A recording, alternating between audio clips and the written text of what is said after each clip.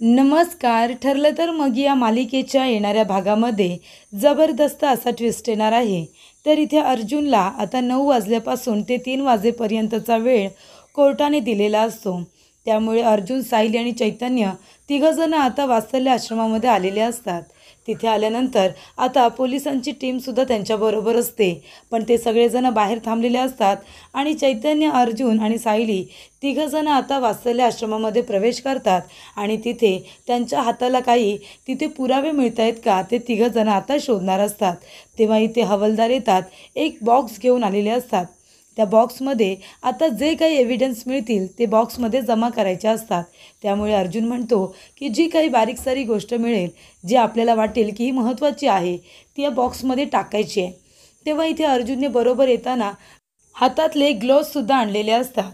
तर इथे हाताचे ठसे कुठल्याही वस्तूवरती, जागेवरती उमटू नये आणि आधीच्या लोकांचे हाताचे ठसे निघून जाऊ नये म्हणून अर्जुनने अगदी खूपच जास्त हुशारीने त्याने येतानाच हातातले ग्लोव्ज हे आणलेले असतात आणि त्याचा इथे फायदा आता त्याच्या टीमला झालेला असतो. आश्रमामध्ये आल्यानंतर 1 मिनिटसुद्धा त्याला वाया घालवायचा नसतो.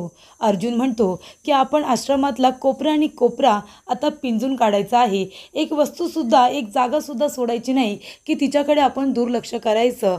या 1.5 वर्षामध्ये पोलिसांना आणि मला जे आधी सापडलं नाही ते आता आपल्याला सापडणं गरजेचं आहे, असं अर्जुन म्हणत असतो. आणि त्या दृष्टिकोनातून सायली, अर्जुन आणि चैतन्य तिघंजण आता कामाला लागलेले असतात. तर इथे आता अर्जुनला असे पुरावे शोधायचे असतात ज्याने हे सिद्ध होईल की ज्या वेळेला विलासचा खून झाला त्यावेळेला साक्षी आश्रमामध्ये होती. असा पुरावा जर मिळाला तर मग साक्षी दोषी आहे हे तर कोर्टामध्ये सिद्ध होईलच. पण मधुभाऊंनी विलासचा खून केलेला नाही आहे आणि तो खून साक्षीने केला आहे हे सिद्ध झाल्यानंतर इथे आता जो काही स्टे बाजूला केलेला असतो आश्रमावरील, तो स्टे आता पुन्हा लागू होईल आणि मग ह्याची चौकशी पुढे तशीच चालू राहील असा निर्णय होणार असतो. त्याच्यामुळे इथे आता असे पुरावे शोधायचे असतात ज्याने हे सिद्ध होईल की मधुभाऊने विलासचा खून नाही केला आहे आणि त्यावेळेला आश्रमामध्ये साक्षी होती आणि तीसुद्धा या केसमध्ये, या खुनामध्ये इन्वॉल्ड आहे. तेव्हा आता असे पुरावे शोधण्यासाठी तिघेही आपल्या जीवाची बाजी लावतात आणि फायनली सायलीला एक असं कार्ड मिळतं ज्याच्यावरती नाव असतं प्रीती बुटीक. तर हे प्रीती बुटीक हे एक ब्रँड आहे आणि तिथले कपडे, महागडे कपडे कोण बरं घालत असेल आश्रमामध्ये? तर सगळी मुलं साधे कपडे घालायची. सायली तर खूपच जास्त साधे ड्रेस घालायची. मग आता प्रीती बुटीक हे एक ब्रँड आहे. हे खूपच जास्त एक्सपेन्सिव्ह प्राईजमध्ये तिथले कपडे खरेदी केले जातात. मग हा ब्रँड कुणाचा आहे? तर चैतन्य आता आपली हुशारी वापरतो आणि तो म्हणतो की साक्षी ब्रँडेड कपडे वापरते आणि साक्षी सगळे कपडे ब्रँडेड तर असतातच पण प्रीती बुटीकमधूनच खरेदी करते असं मला वाटतं. आपल्याला आता या आश्रमामध्ये आल्यानंतर आपल्याला काय शोधायचं आहे? तर खुनाच्या रात्री साक्षी इथे होती की नव्हती? आपल्याला हेच पुरावे गोळा करायचे आहेत ना की साक्षी इथे होती. मग आपल्याला हा पुरावा मिळाला आहे म्हणजे प्रीती बुटीक हे कार्ड साक्षीचंच असेल असं मला वाटतं. तेव्हा इथे आता चैतन्याने खूपच छान अशी मदत अर्जुन आणि सायलीला केलेली असते. तेव्हा इथे अर्जुन आणि सायली दोघेही एकमेकांकडे बघायला लागतात आणि आता ते म्हणतात की वेळ वाया घालवायचा नाही. तेव्हा इथे अर्जुनच्या लक्षात येतं की साक्षी आणि महिपत शिखरे खूपच जास्त हुशार आहेत. त्यांनी जजला खिशात घातले, पोलिसांना कशावरून घालणार नाहीत? मग आता काय करायचं? तेव्हा इथे अर्जुनच्या लक्षात येतं की जर आपण बॉक्समध्ये एवढा महत्त्वाचा एव्हिडन्स टाकला तर तो आपल्या हाती लागेल की नाही माहिती नाही. जर त्याच्यातून कुणी गायब केला तर म्हणजे इथे पैशांसाठी जज करप्ट होऊ शकतो तर पोलीस तर सहजरित्या होतील. त्याच्यामुळे मला आता हुशारीने हे कार्ड माझ्याजवळच ठेवायला हवं. तेव्हा इथे अर्जुन एक महत्त्वाचं काम करतो. तो आता आपल्या खिशातून वॉलेट काढतो आणि त्याच्यामध्ये ते कार्ड ठेवतो जेणेकरून कुणाच्याही ते लक्षात यायला नको की ते एव्हिडन्स आम्ही आमच्या जवळ ठेवलेला आहे. तो वॉलेटमध्ये ठेवून देतो म्हणजे खिशातसुद्धा तो ठेवत नाही जेणेकरून ते एव्हिडन्स सेफ राहावं. कारण ते खूप महत्त्वाचं असतं. ते एव्हिडन्स हे सिद्ध करणार असतं की त्यावेळेला साक्षी आश्रमामध्ये होती आणि घाई गडबडीमध्ये तिचं कार्ड तिथे पडलेलं आहे. ज्या वेळेला तिने पिस्तूल त्या पर्समधून काढलेलं असतं त्यावेळेला त्या पर्समधून ते बुटीकचं कार्ड खाली पडलेलं असतं आणि ते काही साक्षीला माहिती नसतं. तिच्या लक्षातसुद्धा ते आलेलं नसतं. असा पुरावा आता अर्जुन आणि सायलीच्या हाती लागलेला असतो. त्यानंतर इथे अर्जुन आणि सायली आता खूप जास्त महत्त्वाचे पुरावे मिळवतात आणि त्यानंतरला कोर्टामध्ये हे सिद्ध करतात की ज्या वेळेला विलासचा खून झाला तेव्हा साक्षी आश्रमामध्ये होती आणि त्यामुळे इथे असे काही पुरावे कोर्टामध्ये सादर केले जातात। त्यामुळे आता साक्षी जेलमध्ये जाते, मधुभाऊ इनोसंट आहेत हे सुद्धा सिद्ध होतं आणि जागेवरचा जो स्टे हटवलेला असतो तो पुन्हा लागू करण्यात येतो। तर इथे आता अर्जुन आणि सायली कोर्टामध्ये जाऊन आणखीन कुठले पुरावे सादर करतात, तर इथे प्रीती बुटीक हे कार्ड तर मिळालेलं आहे, पण ते लोक आता अर्जुनची मदत करणार की नाही हे सुद्धा आपल्याला बघायचं आहे। तेव्हा आता पुढे काय घडतं हे सविस्तरपणे आपण बघूया। तर इथे सायली, अर्जुन, चैतन्य तिघेही आश्रमामध्ये आता शोधाशोध करतात। तेव्हा सायली हातामध्ये ग्लोव्ज घालते आणि ती आता शोधत असते, बारीक सारीक गोष्टी ती चेक करत असते। जिथे जिथे तिला माहिती आहे की इथे इथे गुन्हा घडलेला आहे, आजूबाजूला काय मिळते का ते बघायला हवं, तेव्हा ती अगदी छोट्यात छोटी जागासुद्धा बघत असते, काही ठिकाणचे फोटो काढत असते। तेव्हा इथे सायली आता उंबऱ्यापर्यंत येते आणि तेव्हा तिथे एक अडकलेली तिला काहीतरी वस्तू सापडते। तर इथे कागद आहे, सर हे बघा इथे काय अडकलंय ते निघत नाही आहे असं ती आता अर्जुनला म्हणते। तेव्हा अर्जुन धावत पळत येतो, काय निघत नाही आहे, तेव्हा ती म्हणते बघा ना सर, तर इथे उंबऱ्याच्या खाली लादीच्या बाजूला एक छोटासा कागद अडकून बसलेला असतो, तो निघत नसतो, पण अर्जुन तो खेचून आता बरोबर बाहेर काढतो, त्याच्यावरती प्रीती बुटीक असं नाव लिहिलेलं असतं। तेव्हा इथे अर्जुन म्हणतो, प्रीती बुटीक हे तर एक ब्रँड आहे, एवढे ब्रँडेड कपडे आश्रमामध्ये कोण घालत असेल, कोणी आणले असतील का? तेव्हा इथे चैतन्यला लगेचच लक्षात येतं, चैतन्य साक्षीच्या इथे जो काही राहिलेला असतो त्याचा फायदाच इथे अर्जुनला झालेला असतो। म्हणजे जर आपल्याला आता काहीतरी प्रायश्चित्त करायचं असेल तर कसं करावं, तर इथे आता चैतन्याने अर्जुनची मदत केलेली असते आणि खूप जास्त मदत केलेली असते। त्याच्याकडून जी काही चूक झालेली असते अर्जुनला ओळखायला आणि साक्षीला ओळखायला, त्यामुळे इथे साक्षीसाठी अर्जुनला चैतन्याने खूपच जास्त दुखावलेलं असतं, पण नंतरला त्याला त्याच्या चुकीची जाणीव होते। अर्जुन आणि सायली त्या सगळ्यातून चैतन्याला बाहेर काढतात, पण इथे आता चैतन्याला खूप जास्त मदत ही अर्जुनला करायची असते आणि त्याची सुरुवात झालेली असते। तर इथे आता प्रीती बुटीक हे कार्ड मिळाल्यानंतर इथे लगेच चैतन्याच्या लक्षात येतं की हे ब्रँड आहे आणि हे ब्रँडेड कपडे साक्षी घालते। मला असं वाटतं की साक्षीचंच हे कार्ड असावं, कारण का आश्रमामध्ये तर एवढे महागडे कपडे कोण घालणार नाही, मग आता उरली कोण, तर साक्षी, तिच्या पर्समधून वगैरे हे कार्ड इथे पडलेलं असू शकतं। तेव्हा इथे अर्जुन आणि सायलीला खूप मोठा पुरावा मिळतो। त्यानंतरला अर्जुन आता विचार करतो की आपण हे एव्हिडन्स आपण या बॉक्समध्ये टाकायचं नाही, तर ते मी माझ्या पर्समध्ये ठेवणार, जेणेकरून ते गायब होऊ नये। नाहीतर इथे जज लोक जर ते लोक खिशात घालू शकतात, मैपत आणि साक्षी, तर मग पोलीस सहजरित्या ते विकत घेऊ शकतात। त्यांच्यावरती विश्वास ठेवायला नको, म्हणून ते एव्हिडन्स तो आता आपल्या वॉलेटमध्ये ठेवून देतो आणि बारीक सारीक पुरावे जे मिळतात ते सगळे बॉक्समध्ये जातात। तेव्हा इथे आता बाकीचा वेळ हा आता संपलेला असतो, 3 वाजेपर्यंतचा वेळ दिलेला असतो। त्यानंतरला 3चा गजर वाजतो, सायलीने इथे गजर लावून ठेवलेले असतात 9 ते 3, त्यानंतरला 3 वाजल्यानंतर गजर वाजतो। तेव्हा पोलीससुद्धा तिथे हजर होतात आणि सायली, अर्जुन आणि चैतन्य तिघेही बाहेर येतात। तेव्हा अर्जुन म्हणतो की आता उरलेला वेळ आपल्याला वाया घालवायचा नाही आहे, आपण आता इथूनच जाऊया प्रीती बुटीकमध्ये। तेव्हा अर्जुन, सायली, चैतन्य जातात प्रीती बुटीकमध्ये आणि तिथे गेल्यानंतर आता अर्जुन म्हणत असतो, हे कार्ड तुमचंच आहे का? तेव्हा रिसेप्शनिस्ट म्हणते, हो हे कार्ड तर आमचंच आहे, आमच्या बुटीकचं आहे। तेव्हा इथे अर्जुन म्हणतो, इथले कपडे खूप लोक विकत घेतात, ब्रँडच आहे ना तुमचा, खूपच छान ब्रँड आहे, तुमच्या इथे कोण कोण लोक जे नामांकित आहेत ते खरेदी करतात, आम्हाला काही सांगाल का? तेव्हा इथे आता काही जे नामांकित लोक आहेत त्यांची नावं घेतली जातात, तर रिच श्रीमंत लोकांची नावं घेतली जातात, त्याच्यामध्ये साक्षी शिखरेचं सुद्धा नाव येतं।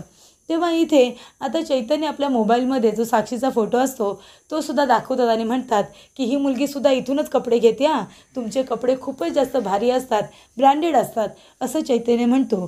तेव्हा इथे ती मुलगी म्हणते, हो सर, या तर आमच्या नेहमीच्या कस्टमर आहेत, ते सगळे कपडे आमच्या इथूनच खरेदी करतात। तेव्हा इथे आता बुटीक शॉपचे मालक तिथे आलेले असतात, तर इथे प्रीती बुटीकचे ओनर तिथे आल्यानंतर अर्जुन त्यांच्याशी बोलणं करतो आणि म्हणतो की साक्षी शिखरे तुमच्या इथूनच कपडे खरेदी करतात ना? तेव्हा ते ओनर म्हणतात, हो आमच्याकडूनच करतात, मागच्या वेळेला त्यांनी खूप कपडे खरेदी केले पण त्याचं पेमेंट त्यांनी अजूनही केलेलं नाही आहे, त्या करेन असं म्हणाल्यात पण अजून पेमेंट केलेलं नाही आहे आणि जर त्यांना विचारलं तर उलट आम्हालाच धमकी देतात। तेव्हा इथे अर्जुन म्हणतो, हो ना, तेव्हा इथे मालक म्हणतात, अगदीच असं कोणी करतं का? तुम्हाला कपडे खरेदी केल्यानंतर पेमेंट लगेचच करायला पाहिजे, पण या मुलीने अजूनही पेमेंट केलेलं नाही आहे. तेव्हा इथे अर्जुन म्हणतो की ह्या मॅडम जेव्हा तुमच्या इथे कपडे खरेदी करायला येतात त्याचं तुमच्याकडे काही फुटेज वगैरे आहे का? तेव्हा इथे आता ते सर म्हणतात की ते शोधावं लागेल. आता बरेच दिवस त्यांचं काही येणं झालेलं नाही आहे.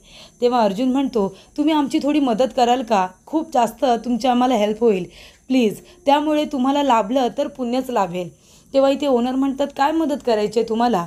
तेव्हा अर्जुन म्हणतो की तुम्हीच आता म्हणालात की साक्षी शिकरे यांनी तुमचं थोडंफार पेमेंट केलेलं नाही आहे, तर तुम्ही एक काम करा, तुम्ही त्यांना आता पेमेंट देण्यासाठी फोन करून इथे बोलवा आणि मग त्यांच्याशी थोडंफार उद्धटपणे बोला.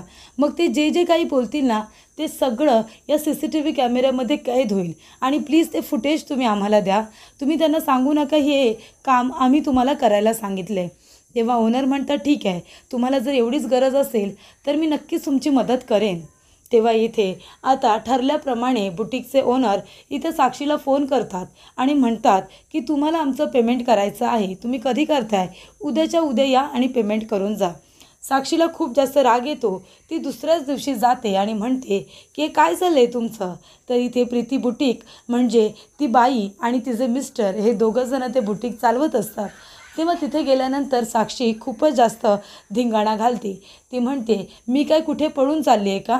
तुमच्या इथून नेहमी मी तुमच्याच ब्रँडचे कपडे घेऊन जाते.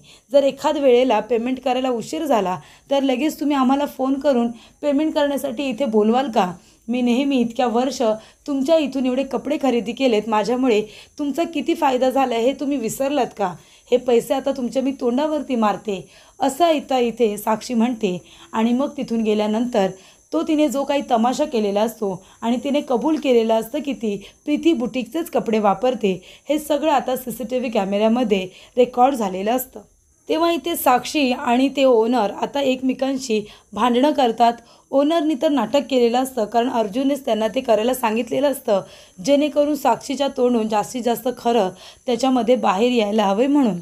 तेव्हा साक्षी गेल्यानंतर आता अर्जुनला ते ओनर फोन करतात आणि बोलावून घेतात आणि त्यावेळचं CCTV फुटेज आता अर्जुनला देतात. तेव्हा इथे अर्जुन म्हणतो, गरज पडली तर तुम्ही साक्ष देण्यासाठी कोर्टामध्ये याल का?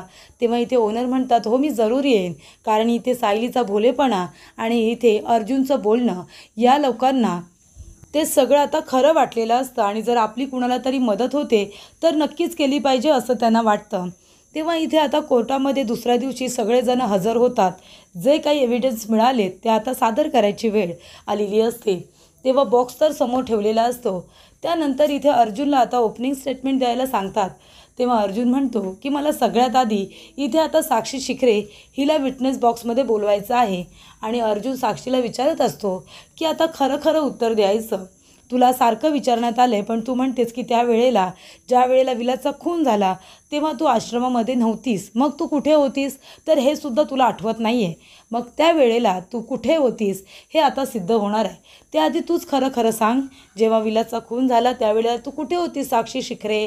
तेव्हा साक्षी म्हणते, सांगितलं ना, मला आठवत नाही आहे, मी त्यावेळेला ड्रिंक केलं होतं, मी कुठे होते मलाच माहिती नाही, पण मी आश्रमात नव्हते, मला विलास मर्डर केसबद्दल काहीसुद्धा माहिती नाही आहे, कळलं तुम्हाला? तेव्हा इथे आता अर्जुन खूपच जास्त चिडतो. तेव्हा अर्जुन म्हणतो, ठीक आहे. तो विचारतो की साक्षी शिखरे तुम्ही कुठल्या ब्रँडचे कपडे यूज करता, जरा हे कोर्टाला सांगाल का? तेव्हा साक्षी म्हणते, मी का तुम्हाला सांगू? मी कुठल्याही ब्रँडचे कपडे यूज करेन, त्या केचा आणि माझ्या कपड्यांच्या ब्रँडचा काय संबंध?